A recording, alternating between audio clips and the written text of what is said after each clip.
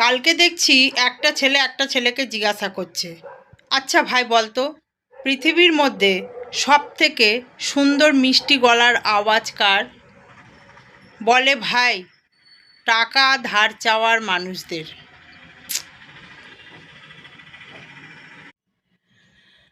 আমার সাদা মনে একটা গোলাপি রঙের প্রশ্ন এসেছে। আচ্ছা, কতজীবী বুদ্ধি থাকলে তবে একটা মানুষকে বুদ্ধিজীবী বলা যায়?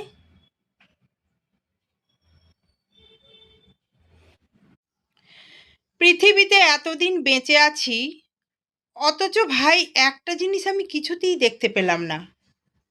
সেটা হচ্ছে আতা গাছে তোতা পাখি। অথচ ভাই কি বলবো ভাই, ছোটবেলায় এই ছড়াটা মুখস্থ করার জন্য কত মার খেয়েছি।